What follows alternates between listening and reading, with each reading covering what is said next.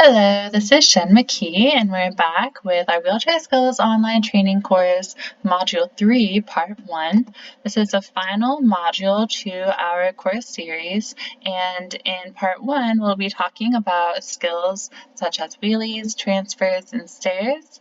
And in Part 2, we'll be covering some of the common wheelchair sports and activities, as well as some resources for finding out more information about what might be available in your area or how to become involved. Before we get started, I just want to emphasize safety and remind you that these modules do not take the place of formal training. So although most of the skills that were presented in Module 1 and Module 2 may be perfectly safe to practice at home, depending on the level of function of the wheelchair user, the environmental considerations, the confidence and the experience of the spotter as well as the wheelchair user, the age of the wheelchair user, and a number of other factors, please remember that these are not by any means intended to take the place of training with a skilled professional, especially in this module, Module 3. Particularly with transfer and stair skills, I do not recommend initiating these skills in the home environment unless you have prior experience, have previously received training from a clinician, and you can absolutely ensure complete safety for yourself and for the wheelchair user. The videos presented throughout all of these modules, and in particular in Module 3, are meant to help viewers and families understand that there are numerous ways to perform skills independently, and they should hopefully help you develop questions for when you do work with a clinician throughout the lifespan of your child as they become older and more independent and need to problem solve ways to achieve navigating their environment and becoming more independent. So we'll start with wheelies. Now we've started practicing wheelies in a few different ways. So we have all of the kind of prerequisite skills from modules 1 and module 2.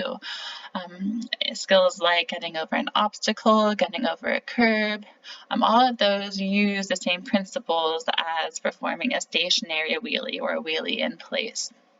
So if you have successfully completed those previous skills and you feel confident with them and you have done so safely, then perhaps it is not a bad idea to start practicing your wheelies if you haven't yet already. So going back to all of our safety considerations, just like we've been talking about through all of our modules, most importantly, let's keep our hands on the wheels.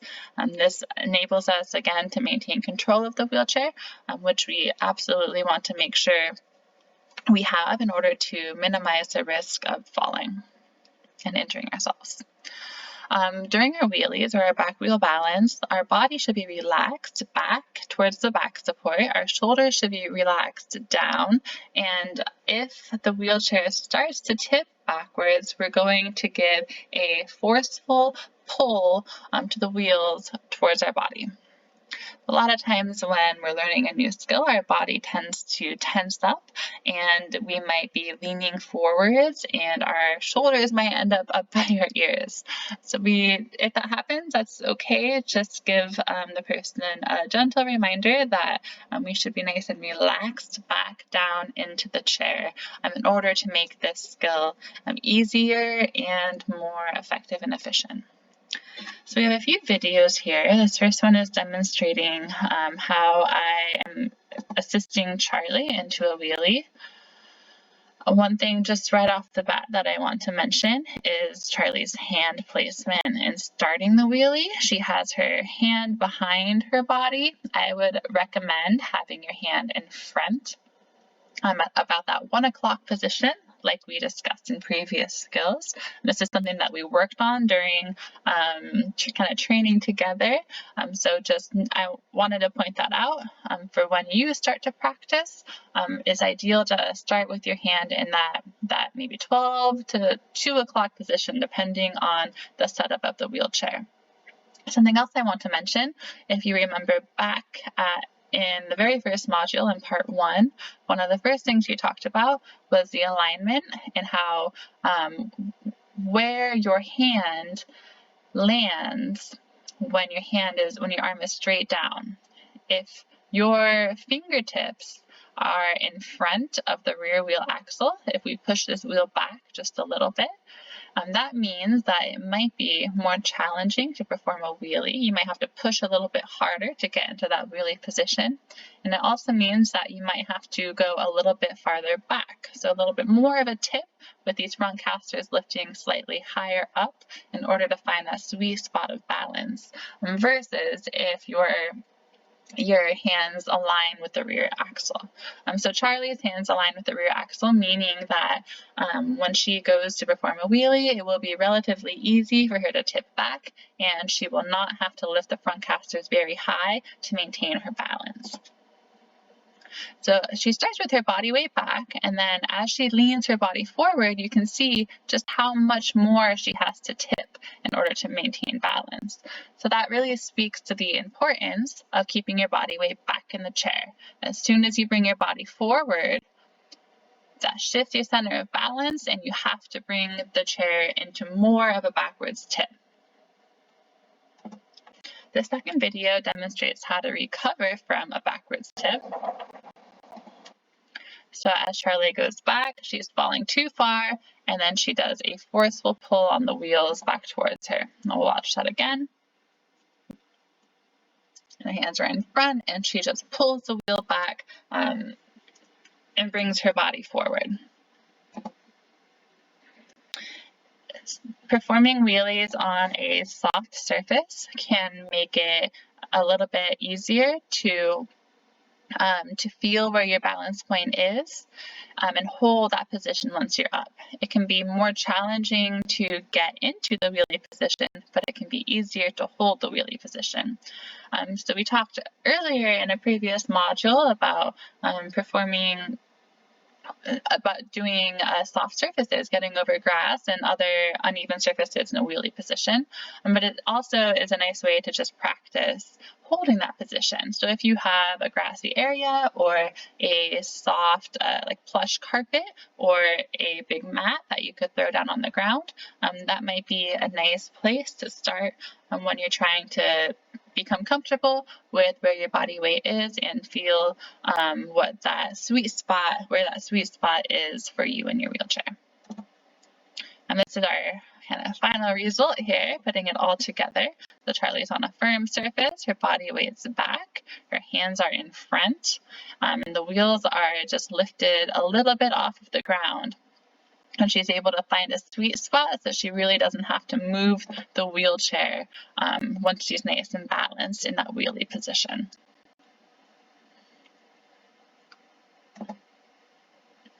So uneven transfers are pretty advanced, and these can be fairly challenging to perform independently. These videos are just to show you some of the different strategies that are available. Depending on the type of wheelchair you have, the type of environment you're in, the type of the body size of the person, the level of function of the person, and the training of the spotter, these strategies are going to vary drastically. And so it's really, really important to work with your physiotherapist or any other professional who is skilled in wheelchair skills to determine which strategy is going to be the safest and most effective for your particular situation. I have two videos here demonstrating two different strategies for getting into a car. These are both wheelchair users who are independent with transfers and with driving. This first video demonstrates a woman demonstrating how she gets into her car. It's a big car, so the size of the car is going to make a big impact on how easy or how difficult it is to get in. The weight of the wheelchair is also going to make a big difference for how you can independently get the chair in. So we can see a couple different straps here. She's hooking one strap up to her wheelchair before she gets out. That's going to help her pull the wheelchair into the car once she's in the car. She puts both of her feet into the car first because it's a very high car and she needs to make sure her feet are supported. And then she grabs the strap up here and the door, and she just pulls herself using her upper body up into the car seat. She wraps her arm around the middle post there, to prevent herself from falling out as she goes and reaches down to the wheelchair. The strap is nice and connected. She moves it back towards the back door here. And then we'll see how she gets her wheelchair into the car by pulling on the strap that is attached over by her passenger seat. That's one strategy for how somebody chooses to get into their car. Here's another video that I really like. We'll just take a moment to watch her. Okay, so this is a video to show you how I do car transfer. First, you know,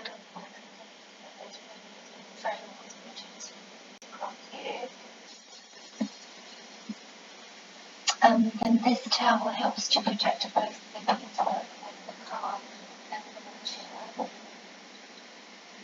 So first, I remember the quick release, so it's quite easy to stop taking out.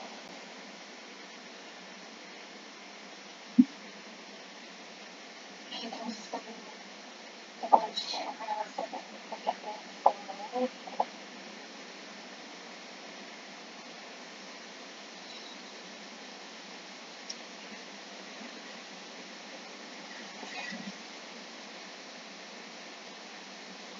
okay, look at the wheelchair and see if the position and the back down.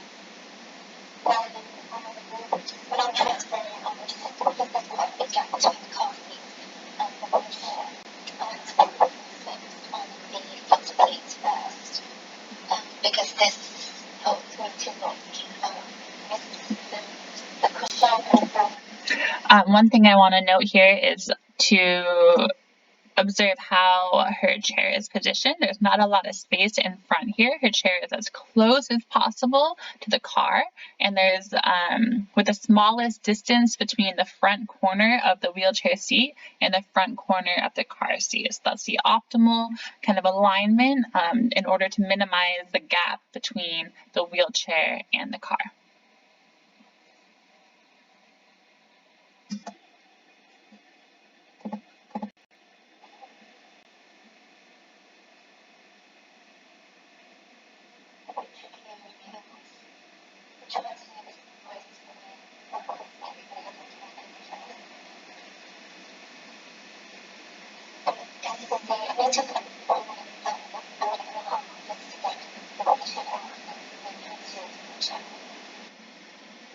And she'll continue to show us some adaptations she has.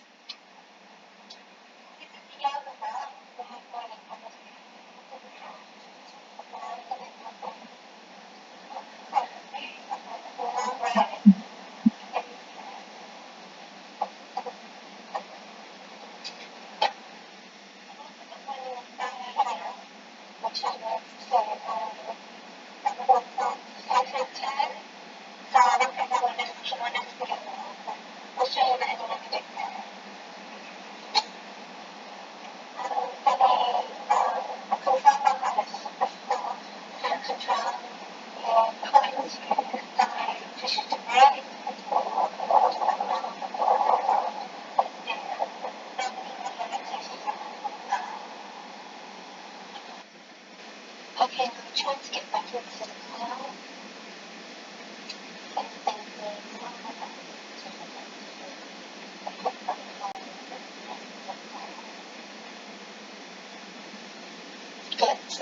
Get into position and then get this foundation hand onto a cushion.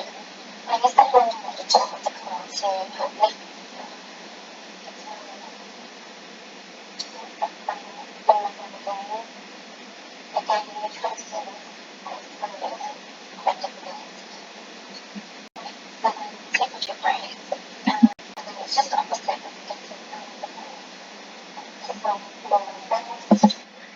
So we can definitely see some similarities between the two strategies, but also quite a few differences.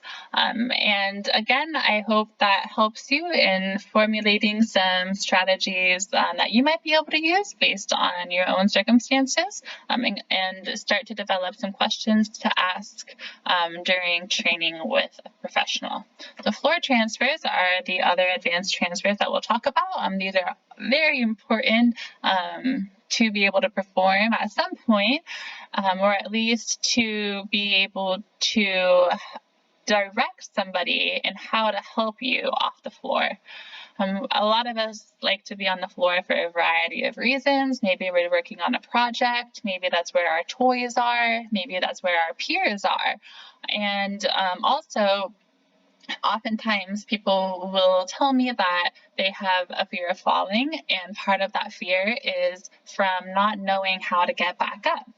And so there are a number of strategies, again, for performing a floor transfer, both for getting from the wheelchair to the floor as well as getting from the floor to the wheelchair. And it's really important, again, to work with your physiotherapist or your wheelchair skills coach to determine the safest and most effective strategy for you. The size of the person, the size of the chair, the distance between the floor and the chair, the strength of the upper body, and the length of the arms are all factors that can play into which strategy is the best to use. So we'll watch a couple of videos here. This first one is a young boy. I found this on YouTube, and he is demonstrating his floor to chair transfer that he has been working on with his physiotherapist. So he's using a forward-facing technique where his body is facing the wheelchair as he kind of climbs up onto the chair. He's using his foot support for his knees in order to help him get up a little bit higher. And his mom is helping him up as well, just giving him extra support. And he gets all the way up into the chair using the foot support as an intermediate step. Once he's all the way up onto the seat cushion, he's going to turn himself around.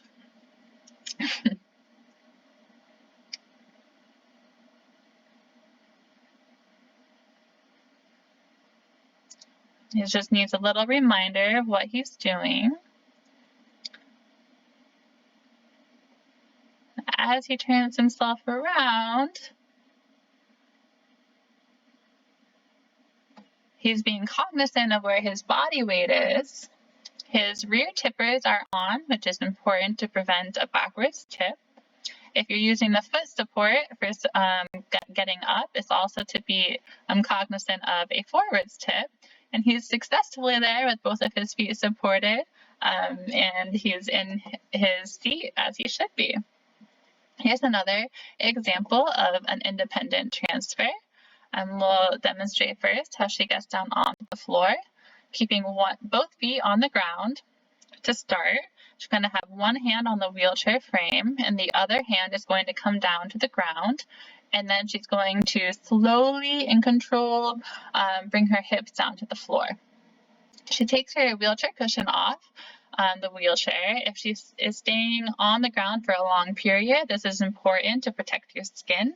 If you're transferring back up into the wheelchair, it can provide you an extra little boost, and it can make the seating surface a little bit lower, so there's not so far of a distance to travel.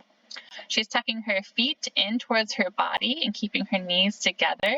One hand will go back to the wheelchair frame, the other on the floor, and she's using her head-hips relationship, bringing her head down and away from the wheelchair to swing her hips up. So we'll also see what this looks like with assistance. So her feet are on the ground, hand on the wheelchair frame, other hand on the floor, swinging hips to the side, nice and slow.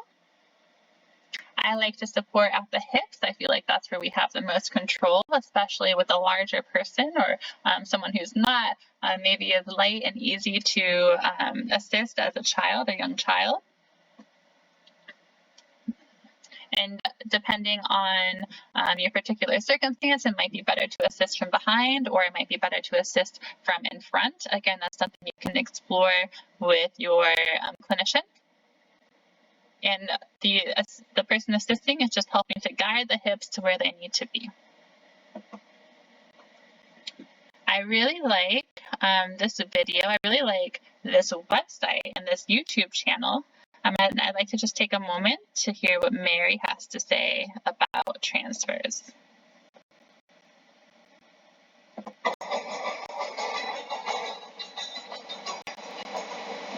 What is it that you are a million different variations you can try so it works best for you.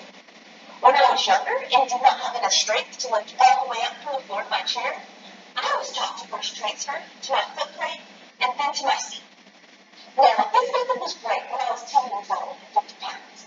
But if I were to use this method today, my foot plate would have to be much wider. If you can't quite make it all the way into your seat from the floor, instead of using your foot plate, you can use an intermediate object to transfer to, or a sturdy object to push up with. When using an intermediate bench or chair, you'll use the same rear-facing object, situate your body at a 45-degree angle in relation to the object, get into the crouching position, and then push up onto the object. Once you are on the object, you'll be able to do another short transfer to your chair. You can also use a chair or safety arm to assist you in moving all the way from the floor to your chair. Situate yourself between your wheelchair and the object. Place your feet together and close to your bottom in the crouch position. Place one hand on the front of your chair and the other on the object. Push up and then rotate your body into the position. It's important to remember that transferring your feet forward to your chair can be quite difficult at first. If you're having trouble lifting your weight, there are many exercises you can do to strengthen your muscles. I really like that video. That was just a small clip of it. One thing that she mentioned was using an intermediate step, which is something else that can be very effective for children. And that might be a small bench or a step stool or any kind of a small seat or surface that is lower than the wheelchair but is elevated from the ground. And it's just more of a two-step transfer, which can make it less taxing on the arms and less intimidating as well. And that can be used for getting up and getting down onto and off of the floor. Mary demonstrated a rear-facing technique. So rather than the first child that we saw, he was facing the wheelchair. The other strategies use a rear-facing technique where you are facing away from the wheelchair. And so again, all of these things are something to consider when you are working with a clinician or a wheelchair skills coach. And all of them are, it's good to try different strategies and different options to see which one you're most comfortable with and is easiest for you to perform. So our final skill for our wheelchair skills module before we start talking about sports and activities will be getting up and down stairs. This is a skill that I absolutely recommend learning or going through with a professional before you start trying this on your own. For a number of reasons, mostly because of safety. There are a lot of different factors that affect the most effective strategy and the safest strategy for getting up and down stairs. We'll just watch a couple of videos to give you some ideas of what that might look like. This first video will show how a person is able to independently get upstairs by transferring out of their wheelchair. And this video is from the Wheelchair Skills Program website. They have a number of incredible videos going through most of the skills that we discussed, as well as some additional skills. And they have videos for performing them independently as well as with assistance. So she transferred out of her chair onto the step and took off all of the removable components to her wheelchair. She took them off so that, first of all, they don't fall out when she is trying to move her chair up the steps. And second of all, it's going to make the wheelchair lighter, so it's less work for her to move her chair. This technique is basically a series of transfers as she moves up the steps and brings her chair with her. When she's at the top of the step, she'll perform a floor to wheelchair transfer. Another strategy with assistance, typically with two people, will instruct the first assistant will instruct the second assistant where to put their hands and how to push. So the first assistant here behind the chair is going to bring the person into a wheelie position and stagger their legs on the step so that one is up high and one is down low, and that's going to provide more stability. Both assistants have their hands on the wheelchair frame. The wheelchair user is pulling back on the wheels. The first assistant is pulling up and back, and the second assistant is pushing forwards. So why don't we watch that one more time?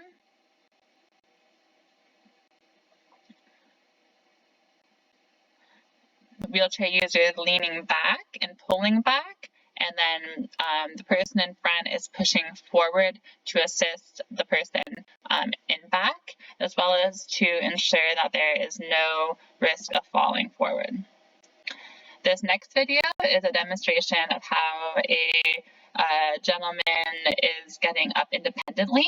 So he's leaning back in his wheelchair. He's using his hand on the handrim to pull his weight back at the same time as pulling his wheel back with the opposite hand.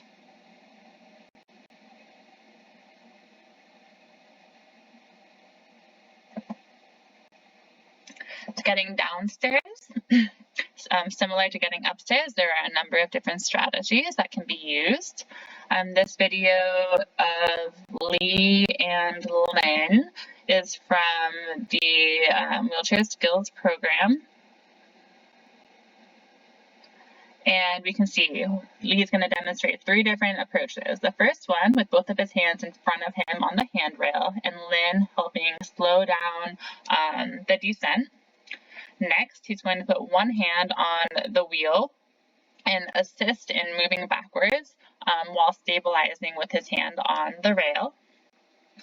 And the final way that they are going to demonstrate is with Lee's one hand behind his body and the other hand in front, and this is going to give him the most stability using the handrail as he descends backward on the chair, with Lynn just making sure he is going slowly and will not lose control. Another strategy for getting down independently is going to be to turn backwards. Again, we're going down backwards. Just going to reach for the handrail. We have a spotter here just ensuring that she's safe, that he's not touching the wheelchair at all. Both of her hands are on the handrail, and she leans her body forward so her chest is really close to her knees and slowly lowers down the steps. We can watch that again.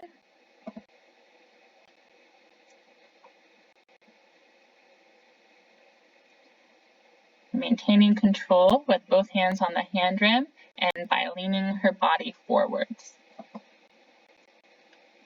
And this final strategy is utilizing 2 assistants, which will be the safest way for getting downstairs facing forwards. So we'll start by popping up into a wheelie position, and we'll have the 2 assistants in the same position as they were to get up the steps. And we're just going to drop down 1 step at a time in that wheelie position, making sure the person in front is ensuring that there is no forward tip, and the person in back is ensuring there's no backwards tip. The person in the wheelchair keeps their hands on the wheels and their weight shifted back.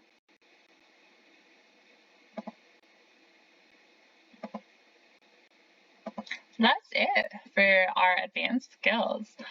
Think about how you might accomplish these skills and what questions you would want to have ready for when you meet with a trained clinician. Remember, these modules do not take place as skill training with a professional, and if you do choose to perform any of these skills, please do so with the utmost consideration for safety and use caution as you proceed. We'll finish up with an overview of wheelchair sports and activities in part 2. And I highly recommend you check out videos and resources from the National Center on Health, Physical Activity, and Disability. If you just search this on Google, you can find their YouTube channel and their website. They have a number of really fantastic videos covering so many different topics, and they have a lot of really useful resources on their website as well. If you have any questions, please do reach out, and I look forward to continuing with our final session in Module 3, Part 2.